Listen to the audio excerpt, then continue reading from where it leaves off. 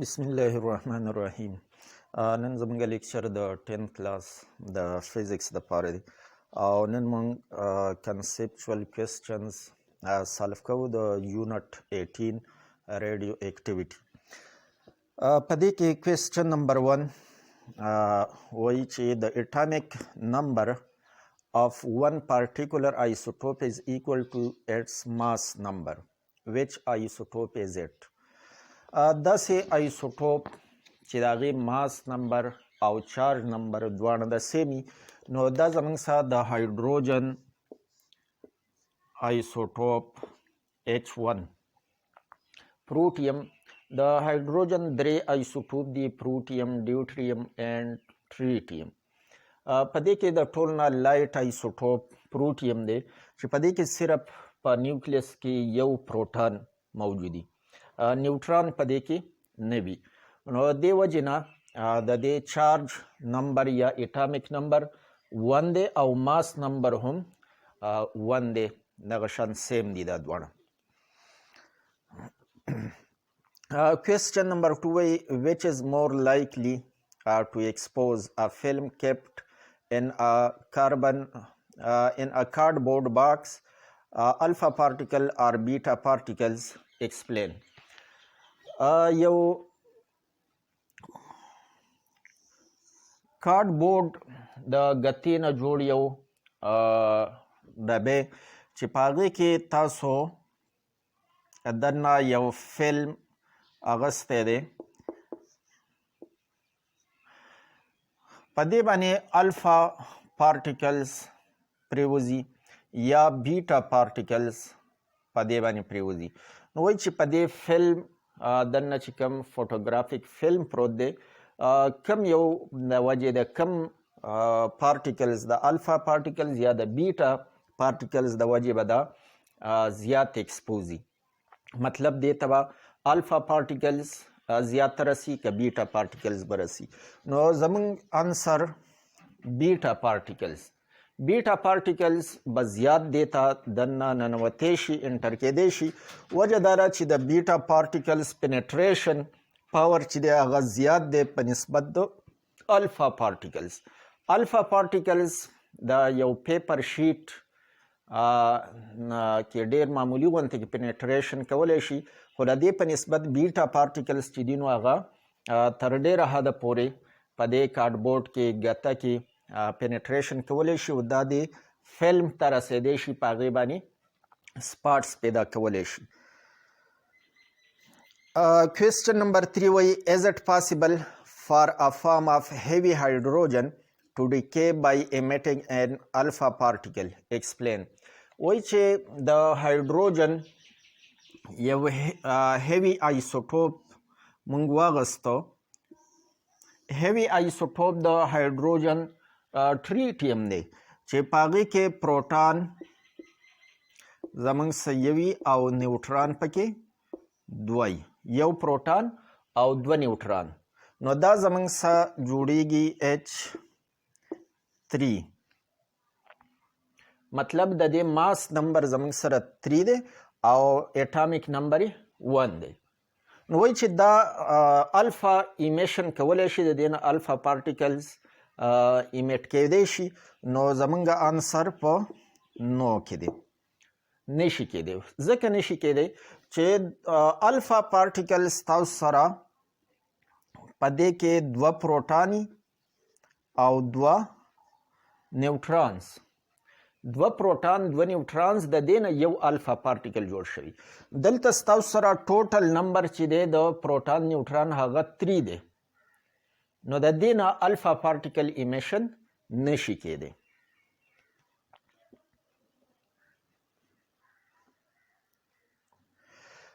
Question number 4 کې وایي different isotopes of a given element have different masses, but they have the same chemical properties.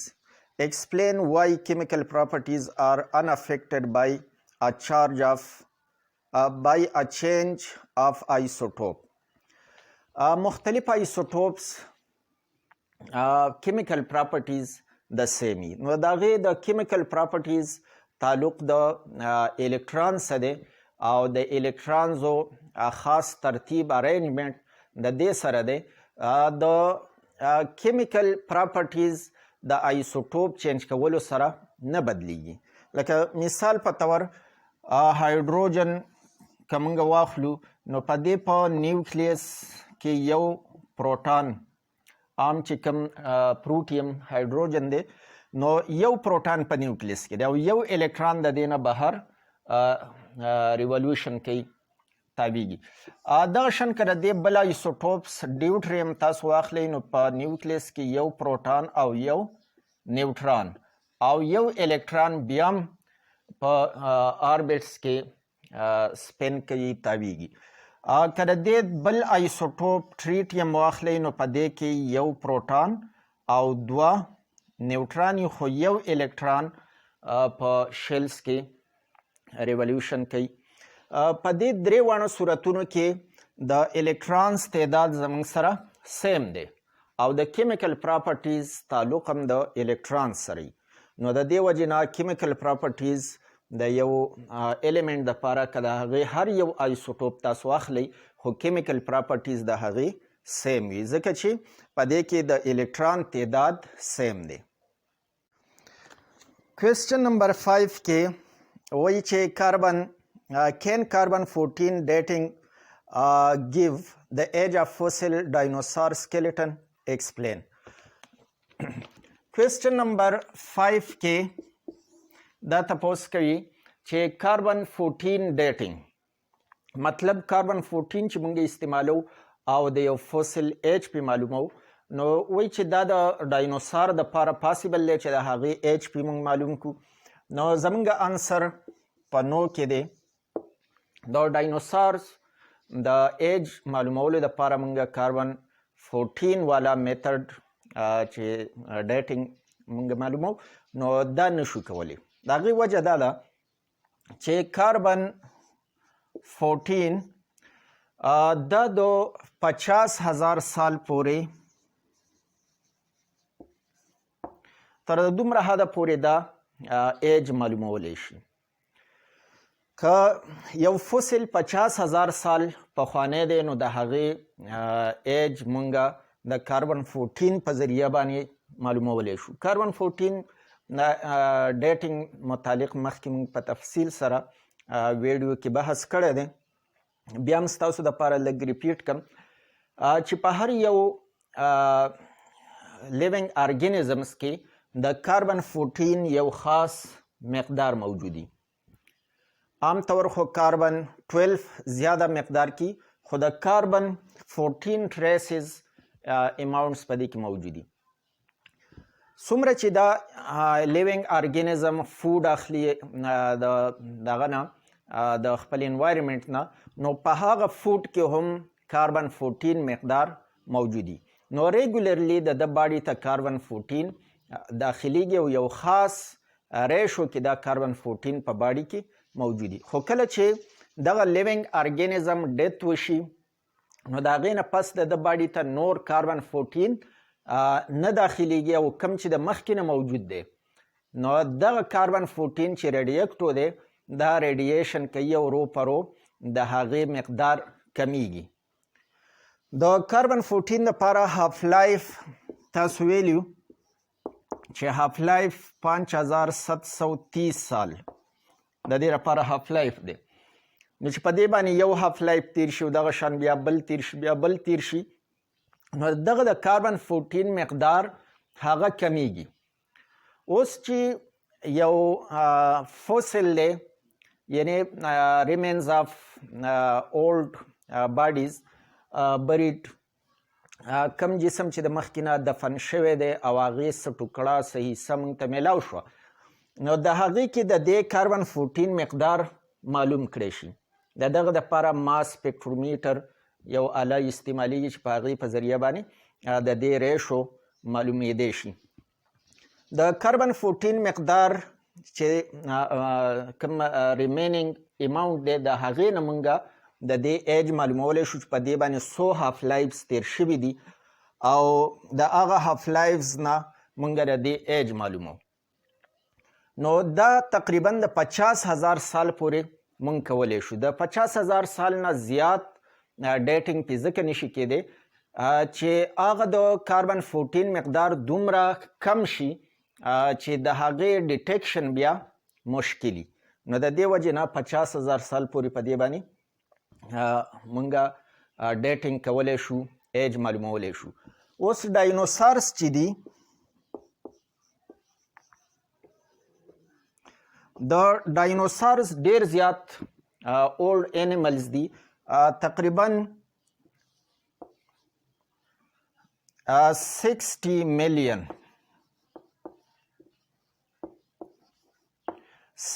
میلیون ایرز پخواني دغه دي لیوینګ ارګانیزمز دي. نو د دغه ایج مونږ په کاربن 14 باندې نشو معلومولی ځکه چې په دې باندې تقریبا د 50,000 سال پورې مونږ ډیټینګ کولی شو، خو د دغه نه زیات نشو. ډاینوسار چې دي نو هغه 60 میلیون. دا کوېسچن نمبر 5 پاتې شوی دی. دې ته راځو. وټ فریکشن آف ریډیکټو سیمپل has decayed after 2 half lives have elapsed. چې 2 half life په یو ریډیکټو الیمنٹ باندې تیر شي نو د دې څومره مقدار فریکشن دا به ډیکې کړی. نو تاسو ته پته ده چې د یو هاف لایف نه بعد چې څومره سیمپل تاسو د یو ریډیکټو الیمنٹ اخیستی دی د دې هاف دا به ریډیشن کړی، ډیکې به په دې کې شوي او هاف چې دی دا به په اصل حالت کې پاتې. دغه شان بیا دا هاف حصه چې ده دویم هاف لایف نه پس به د دې هاف چې ده دا به ډیکې وکړي او هاف چې دی نو دا به په اصل حالت کې پاتې شي. نو کوم چې ډیکې وکړه دلته 1/2 حصه او دلته دا 1/4 حصه دا شوه. 1/2 حصه دلته ډیکې وشو، بیا چې کم نیم پاتې شو د هغې هاف دغه هاف نه بیا هاف نو 1/4 دا زموږ څه شو. دا دواړه تاسو ایډ کوئ 1/2 پلس 1/4 نو دا به 2 پلس 1 نو 3/4. 3/4 حصه د دې ډیکې شوی دی او 1/4 حصه چې ده دا په اصل حالت کې پاتې ده. اوس راځو کوېسچن نمبر 7 ته.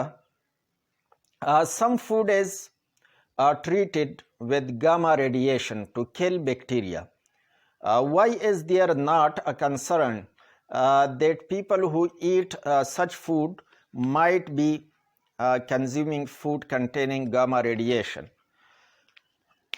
مخکې نه تاسو د ریډیکټو آیسوټوپس په استعمال کې ویلو چې موږ د فود پریزرویشن دپاره ریډیشن استعمالو، ګاما ریډیشن استعمالو. نو د فود پریزرویشن دپاره 2 قسمه ریډیشن استعمالیږي. یو دا چې د دې نه ګاما ریز پاس کړی شي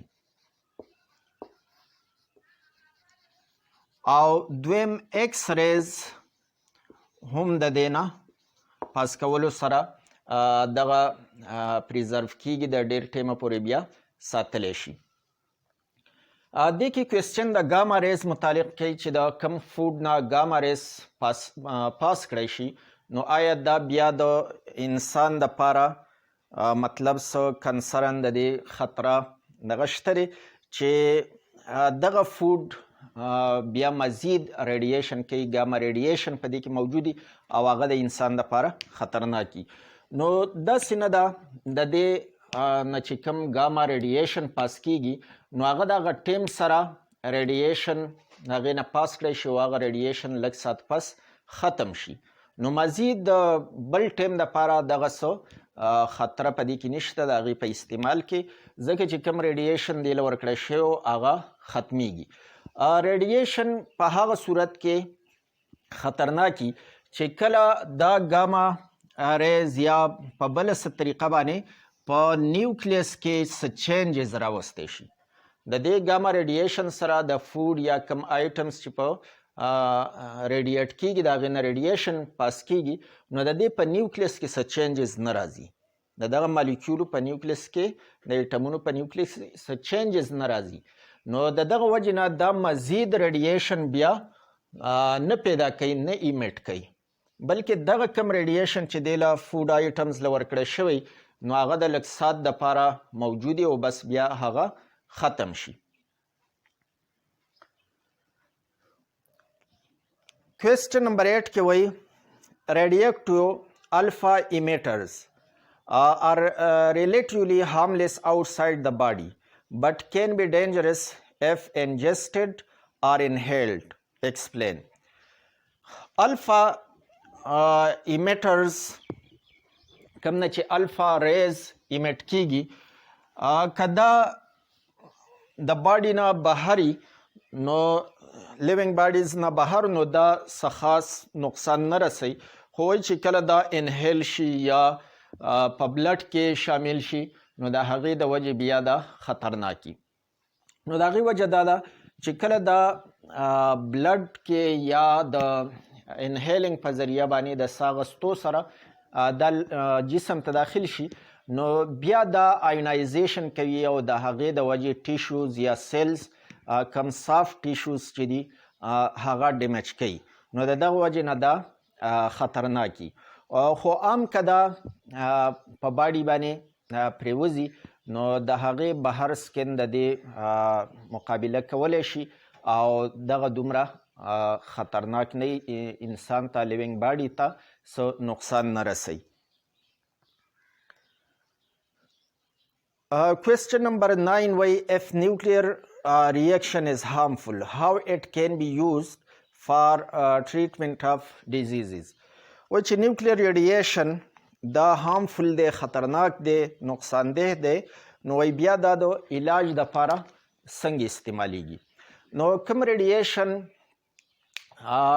ریډییکټیو میډیسن چې ورکړی کیږي نو د دغې د استعمال یو خاص طریقې کار ډاکټران کوي چې یا ریډییشن په کوم ځای کې ټیومر دی یا رسولي ټیومر چې ورته وایي د دغې د ډیمیج کولو ختمولو دپاره هغوی یو خاص مقدار د ریډییشن استعمالوي. دغه ریډییشن که په هغه خاص حصه باندې پرېوځي نو هغه سیلز ختم کړي او نور باډي ته نقصان نه رسوي. خو که د دې انټنسټي د خپل حد نه زیاته استعمال کړی شي یا نور باډي حصې کم چې د ټیومر سره متاثره نه دي او هغه باندې هم دا ریډییشن پرېوځي نو بیا دا نور نقصان هم پیدا کوي. خو که د دغه خاص حصې دپاره په کم کې چې انفیکشن موجود دی، کینسرس سیلز دي، نو د هغې د ختمولو دپاره ریډییشن دا استعمالیدی شي. کوم میډیسنز چې ورکوي نو د هغې هم یو خاص حدي د ریډییشن چې هغه نور باډیز ته نقصان ونه رسوي. داسې تقریبا د 1% 20 حصه دومره مریضان چې کوم ریسرچ په دغه باندې شوی دی نو 0.05% دومره مریضان پکې داسې هم پیدا شوي دي چې هغوی ته د دغه مخکینی په نسبت باندې زیات خطرناک بیماري لګېدلې د دې ریډییشن د وجې. خو هغه ډېر زیات کم ریشو ده، نو زیاتره مریضان چې هغوی د دغه ریډییشن سره ټیک کیږي او کم کینسرس سیلز چې نو هغه ورسره ختمیږي. نن دپاره دا پوره ده. ویډیوز لازما لایک کړئ او چینل که تاسو نه یې سبسکرایب کړی نو چینل پشتو ټیوټر سبسکرایب کړئ. تھینکس الاٹ.